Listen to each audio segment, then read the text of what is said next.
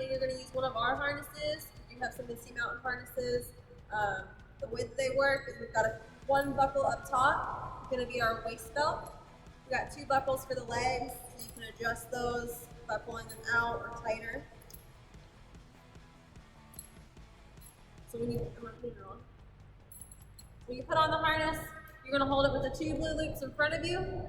When you're looking at the Misty Mountain, it's going to be upside down to you. You're going to step in one leg at a time. Your second leg. And you're going to pull this all the way up above your hip bones. Okay? So it's up above your hip bones. We're going to start at the top and work down. So we have our buckle up here. We're going to pull our harness nice and tight.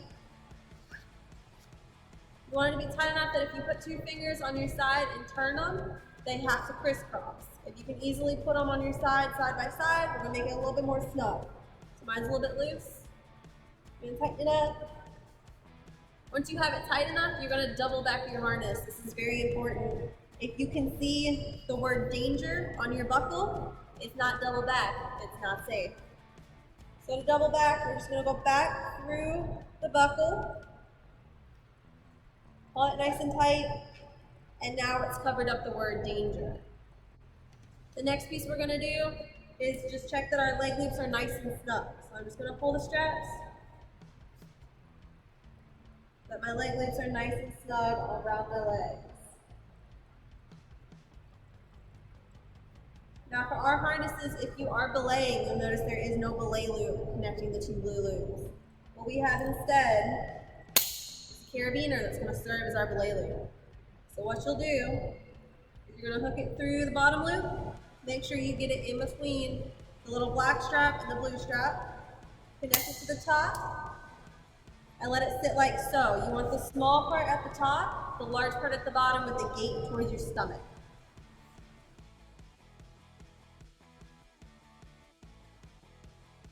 To our gym, you're going to see your gree-gree, your belay device, and your anchor set up just like this. It's going to be set up for you already. What we're going to start with is just going over our gree-gree really fast. So these are the different parts of the gree-gree we have. There's a carabiner, which helps keep the gree-gree closed with the rope inside. Then we have our gree-gree. Okay? So on the gree-gree, it kind of helps you try to set it up. We've got a picture where it's got a little climber, and on the other side we've got a picture where it's got our hand. That's trying to tell us which way to put the rope through the gree-gree. So, if we just slide this thing open, we still have a picture that's got a picture of our climber up here. So we want to make sure the rope going into this end is going to go all the way up to our climber. Then the other end is going to be the one that comes out and goes to our hand. So all you have to do is lay the rope in there, as I've done right here where it shows the climber. This is going to go all the way up to our climber. And the other end is going to come back to our hand. So you do have to make sure that the rope is all the way in there. If it's not, you can't close the gree-gree. Just make sure it's in there, close it, and then we're going to put our carabiner back in. So the gree-gree is ready to go. The ways that you can check this is once you've got it set up, you still want to check that your climber picture is the side of the rope going all the way up to your climber. The other one with your hand is going to be what comes down to be your brake hand. You do have your lever, which is going to help you lower your climber safely. And we have our gree-gree, so when you're ready to belay, before you belay, when you do your checks, you're going to hook it into your little belay loop, like so.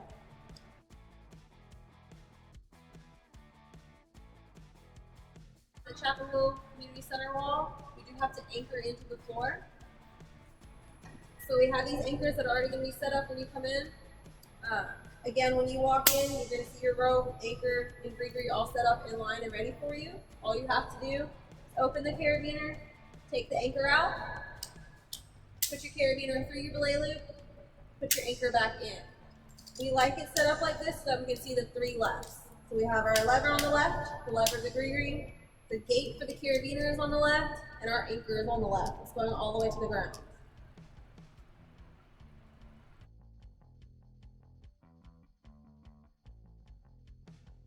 Put on our climbers in for our climbers to stay nice and safe while they're climbing and we're belaying. It's going to be a figure 8 follow through. So we're going to start with first is just a figure 8 knot. So what you're going to do is you're going to take the tail end of the rope in one hand,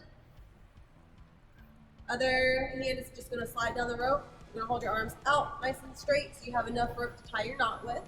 What we're gonna do is drop the tail end, but keep our other hand on the rope, and we're gonna turn this into a loop. So we have a loop, we call it a bight of rope. What we're gonna do now is tie our figure 8 knot.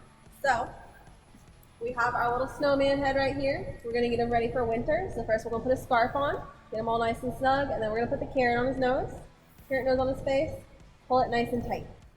Now we have a figure 8 knot. You can see it's kind of shaped like an 8. That's why we call it figure 8 knot. The next step we're gonna do is put our rope through our climber's harness. We're gonna start at the top, going through the blue loop up top, making sure that we get it in between the blue loop and the black loop. Go make sure you do get the second loop. It's very important to get both of these. The second point of contact, same thing. We want it to be going through the black loop and the blue loop. Next, we're gonna do our figure 8 follow through. So ultimately what we have to do is just follow this rope that's now coming out of our harness. We're gonna use our tail end coming out the other end of the harness to follow this through our figure 8. So the easiest way to do this is as you're going, just lay the rope down next to what we're following so you can keep track of what we're looking at here.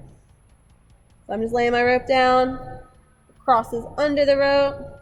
So I'm gonna make sure I'm still following it. Then we're gonna follow it back around. Still laying down next to the rope. And up through the middle. All right, so what we have now is a figure 8 knot. What we wanna do is called dress it. It's gonna make it look nice and neat. Everything's all nestled into place next to each other instead of having it laid out flat. Because as we're climbing, this is gonna get tighter anyway. So what we're gonna do is I'm gonna flip top rope down and the back one up a little bit. I'm gonna pull it a little bit snug and see if I have any crisscrosses. So let's see, I've got a pair up here, I've got a pair over here, a pair over here. But if I turn it around, I do see that these aren't laying quite so nicely. So I'm just gonna maneuver the rope until I can get all 3 pairs to lay nice and neat.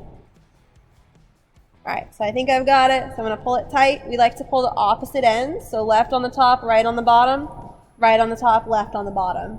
Now I'm gonna double check that my knot is a good figure 8 follow through and it's nice and dressed. I'm gonna look for 3 pairs. So we've got 1 pair, 2 pair, 3 pairs. Even if we turn it around, we're gonna have 1, 2, and 3. And this time we don't see any of these pairs crisscrossing over each other. So now we've got our figure 8 follow through set. We're gonna do our backup knot. So at the Chapel Hill Climbing Gym, we do have to have a backup knot. The easiest one you can do, depending on how much rope you have, is just an overhand one. If you've got a little bit extra rope, you'll end up doing a fisherman's or a barrel knot. So the way I do it is I'm gonna put my right hand on my rope, right on top of my figure 8 knot. My thumb is on top of the 2 pieces of rope that I'm trying to tie our backup knot in. So I'm gonna take our tail end, I'm gonna wrap it over my thumb. Second time, I'm gonna wrap it over my thumb even closer to my hand. And I'm about out of tail now, so I think that's a good amount of times to wrap it around. I'm gonna slide my thumb out, put the tail of the rope back through where my thumb was, and pull it nice and tight. So now I have a fisherman's knot as my backup knot. I still have enough tail coming out of the knot to make sure that it's not gonna untie itself while we're going. I have a safe amount of tail, and I'm all set to climb as a climber.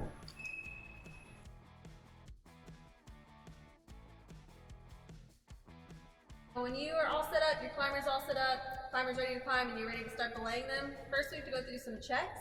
So on your climber, you want to make sure you check their harness, their knot, make sure they're wearing proper attire, nothing's hanging over, nothing's going to get caught, nothing's going to be unsafe on them. On yourself, you're going to make sure you check your harness. We're going to do a 2-finger test. Make sure that those fingers have to cross. Again, if they're sitting side by side in between your skin and your harness, you want to make that harness a little bit more snug. I'm going to check my leg loops, just make sure they are nice and snug because they do loosen up as you're walking around. I'm going to make sure I have my belay loop in here. Again, for our program harnesses, you're going to have the red carabiner as your belay loop. We're going to have the small part at the top, the larger part at the bottom, and the gate towards our stomach. Also on my equipment, I'm going to check that I have the 3 lefts. So one left is going to be our anchor is on our left side, the gate of our blue carabiner is going to be on our left side, and the lever on our gree-gree is going to be on the left side. You also want to make sure that you have your rope going through the gree-gree correctly. We did talk about that in the other section. You want to make sure the part of the rope that's going up to your climber is on the side with the climbing end, and that the picture of your hand is going down to your break end. So So once you've gone through all your checks, you check yourself and your climber is gonna start some commands. The first thing the climber is gonna say, on belay.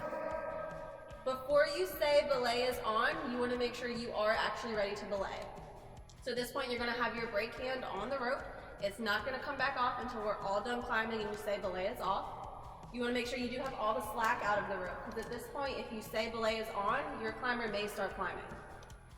So I'm gonna go through everything one more time. I've got my slack out of the rope. My right hand is on the rope in the brake position. So I'm ready to go. I'm gonna say belay is on. Your climber will say, climbing. and once everything is good and ready to go, you're gonna look at your climber and say you can climb. So once they start climbing, you're gonna go through the belay motion. So what we're gonna do is we're gonna punch, break, under, slide. Punch with my right hand, break, under with the left hand, and slide the right hand up. So my right hand is never coming off this rope.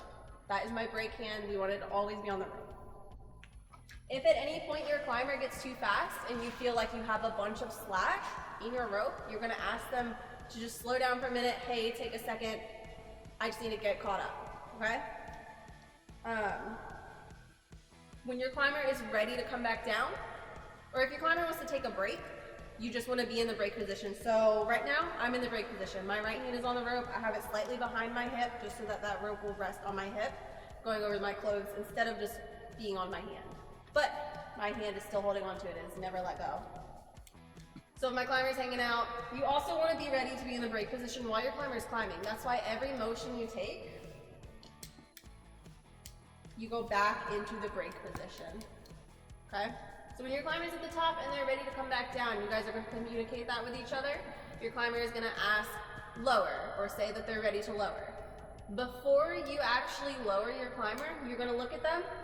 You're going to make sure both of their hands and feet are not holding on to any holds anymore. They're not still on the wall. They're free in the air with their rope, so that they're ready to come back down. Once they are, you're going to say, okay, lowering. At which point, you're still going to be down here in the brake position. I want my hand behind my hip so the rope will take the friction across my clothes instead of my hand. And you're going to start to open the lever on your gree-gree.